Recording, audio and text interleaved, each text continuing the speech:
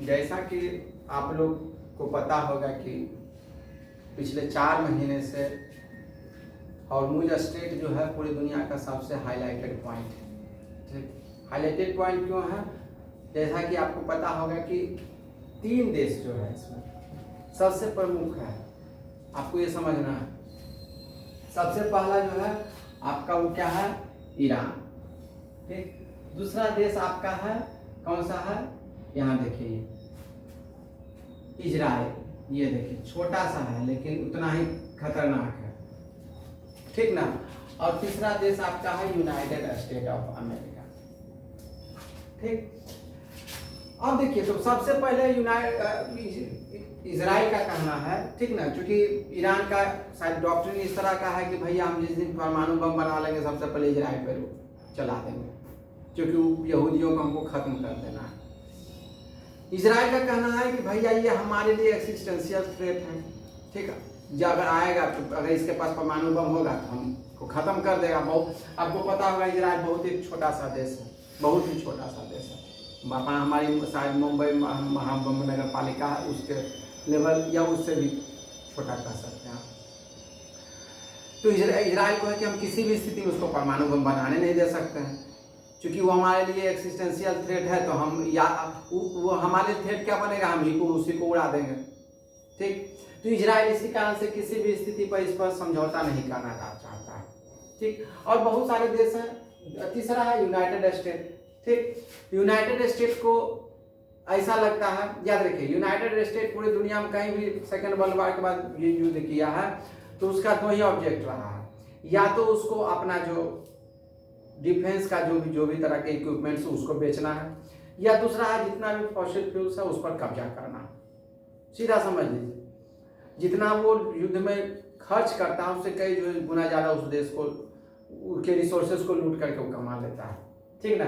इस कारण से यूनाइटेड स्टेट हमेशा किसी ने जितने भी सेकेंड वर्ल्ड वॉर के बाद युद्ध हुआ सब में शामिल होता है। खैर, अब देखिए इसके अलावा इसका दूसरा पॉइंट समझिए, ईरान के पॉइंट ऑफ व्यू जो समझिए। ईरान को ये समझिए ईरान समझ क्या रहा है। सो देखिए, ईरान को लगता है कि भैया पूरे मुस्लिम वर्ल्ड का हम बॉस बन जाए। तो मुस्लिम वर्ल्ड का बॉस बनने के लिए सबसे पहले क्या चाहिए? तो एटम बम चाहिए। हमारे बगल में जो देख रहे होंगे 1947 में सारा कर्म करके पाकिस्तान बना, ठीक ना, लेकिन फिर भी पाकिस्तान का परमाणु बम भी बेचारा बना लिया किसी तरह से बिक के और बेच करके, ठीक ना। लेकिन फिर भी आज देख रहे हो पाकिस्तान की स्थिति क्या है, ठीक ना। चलिए, ईरान को लगता है कि हम एटम बम बना लेंगे तब पूरी दुनिया का, आप देखिए ईरान क्या है, ठीक ना, ये जो है शिया मुल्क है, ठीक। और बाकी इसके बगल में आप ये जो देश देख रहे हैं, चाहे सऊदी अरबिया है, चाहे बहरीन है, चाहे जॉर्डन है, चाहे इराक है, चाहे कुवैत है, चाहे कतर है, चाहे यूएई है, चाहे ओमान है, ये सारा देश जो है वो सुन्नी डोमिनेटेड है, ठीक ना। इसका पिछले 1400 साल से दोनों के बीच का अपना 36 का आंकड़ा रहा है, वो अलग स्टोरी हो गया, ठीक। अब देखिए, तो जितना सुन्नी वर्ल्ड है सबको लगता है कि भैया ईरान के पास अगर न्यूक्लियर पावर आ गया है तो फिर हम लोग को झील नहीं देगा, इसको पूरे सुन्नी वर्ल्ड को ही खत्म कर देगा। इसी कारण आप देख रहे होंगे इसमें जो प्रमुख कुछ देश हैं जैसे यूएई हो गया, ठीक ना, या कतर वगैरह भी देखिएगा, बहुत क्लोज अलाइड आजकल किसके साथ हो रहे हैं? इजराइल के साथ।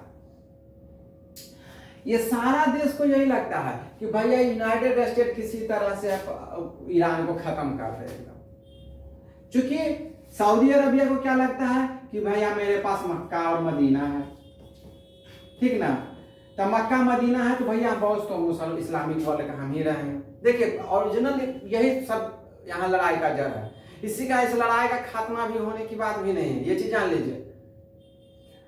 तीसरा सबसे बड़ा है टर्की, ठीक ना। टर्की को लगता है भैया खलीफत हमारा ही, ऑटोमन एम्पायर आपको पता होगा, ठीक ना, जो फर्स्ट वर्ल्ड वॉर के समय ही इसका ऑटोमन एम्पायर को खत्म कर दिया गया था, ठीक ना। उसके बाद भारत में आप देखे होंगे इधर जो है बहुत जबरदस्त राइट भी छिड़ा था, ठीक ना, मालाबार में। खैर, तो टर्की को लगता है कि भैया पूरा खिलाफत का बॉस हम थे, पूरा ये इस्लामिक वर्ल्ड एक समय हमारे अंदर में था। बाद में मुस्तफ़ा, याद रखिएगा, पता होगा मुस्तफ़ा कमाल पाशा जो है यहाँ पर गद्दी पर बैठे, ठीक। तो देखिए उसको हटा करके, खलीफत हटा करके उसके बाद यहाँ पर जो सिस्टम बनाया गया था, तो टर्की को लगता है कि पूरी दुनिया का इस्लामिक वर्ल्ड हम बनेंगे, ठीक ना। यही तीनों के लिए यहाँ लड़ाई का सबसे मुख्य जड़ है। अब मजा इसमें कौन ले रहा है? United state. वही बंदर हो गया, ठीक ना, ये सब बिल्ली हो गया, समझ में आ गया ना। तो देखिए अब यहाँ पर है कि 28 फरवरी से शुरू हुआ था, ठीक। 28 फरवरी शुरू हुआ था, कुछ दिन के लिए पाउस हुआ। फिर इस बार यूनाइटेड स्टेट्स जो है ये लगभग 7-8-9 तारीख से शुरू हो गया, जुलाई से बमबार्डिंग को शुरू हो गया। अब देखिए इसमें समस्या क्या है, तो देखिए इजराइल इस बार खड़ा है। इजराइल का कहना है भैया कि ठीक है, जो आप मेरे हिसाब से नहीं चलेगा। याद रखिए इजराइल का जो ऑब्जेक्ट था वो अपना ऑब्जेक्ट पूरा कर लिया, ये चीज समझ लीजिए। यूनाइटेड स्टेट अंधाधुंध बमबार्डिंग किए हुए हैं, ठीक। अभी इजराइल को डोनाल्ड ट्रंप हमेशा बॉस बनने की कोशिश करते हैं, तो इजराइल इस बार साइड हो गया। हालांकि इजराइल का भी इधर शायद डोनाल्ड ट्रंप से बात हुई, तो दोनों अपना सिस्टम तैयार किए हैं। अब देखिए इसमें सबसे बड़ी समस्या क्या है, इसको और विस्तार से आगे के वीडियो में भी बताएंगे, ठीक ना। अब देखिए तो यहाँ पर जो ये युद्ध है, इसमें सबसे बड़ा प्रॉब्लम है फुट सोल्जर का। सोल्जर क्यों नहीं, मतलब यहाँ पर जो बमबार्डिंग आप कर रहे हैं, ठीक, आप हर एक लोकेशन को आप डिस्ट्रॉय कर रहे हैं, लेकिन यहाँ पर फुट सोल्जर को, यानी कि जो पैदल सैनिक को आप ग्राउंड इन्वेजन क्यों नहीं कर रहे हैं, ठीक ना।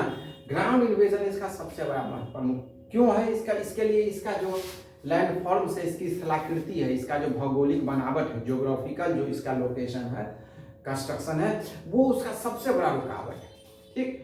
तो इस ज्योग्राफिकल लोकेशन के बारे में आपको अगले वीडियो में बताया जाएगा, ठीक। धन्यवाद। जय हिंद, भारत माता की जय।